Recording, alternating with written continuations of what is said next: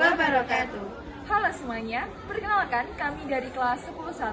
Mohon izin untuk memaparkan materi biologi mengenai cloning.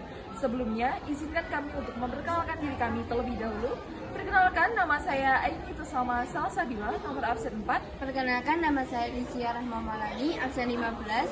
Perkenalkan, nama saya Tulki Sabri Doris, nomor absen 8. Perkenalkan, nama saya Nahadiza Zahra Randisa, nomor absen 25. Oke, langsung saja saksikan video kami selanjutnya. Dadah!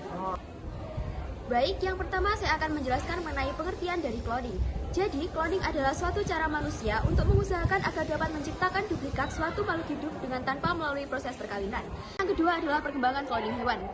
Perkembangan cloning hewan ini muncul sejak awal 1900, tetapi contoh cloning hewan baru dapat dihasilkan pada tahun 1996 dan untuk pertama kali membuktikan bahwa cloning dapat dilakukan pada hewan mamalia dewasa. Selanjutnya, pada tahun 2007, dunia dikejutkan oleh para ilmuwan Oregon yang menyatakan berhasil mengkloning embrio kera dan mengekstraknya dalam sel induk.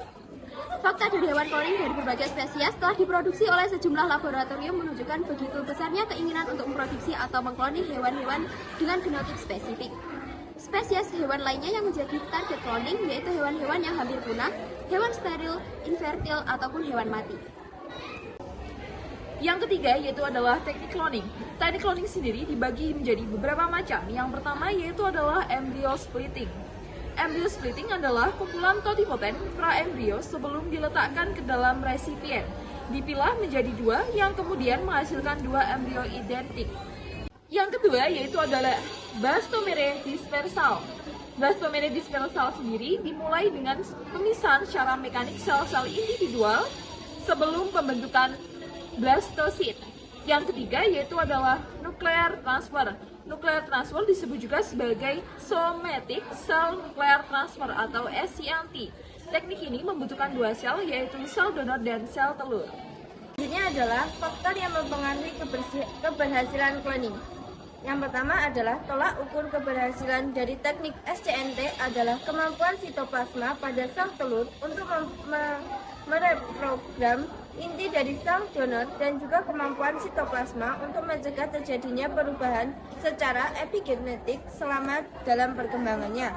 Yang kedua adalah ada beberapa variabel yang mempengaruhi tingkat keberhasilan cloning. Di antaranya adalah spesies, tipe sel donor inti, modifikasi genetik, ovum resipien, perlakuan terhadap sel donor sebelum transfer inti, dan teknis transfer inti. Baik, selanjutnya adalah kelebihan dan kekurangan dari teknik cloning.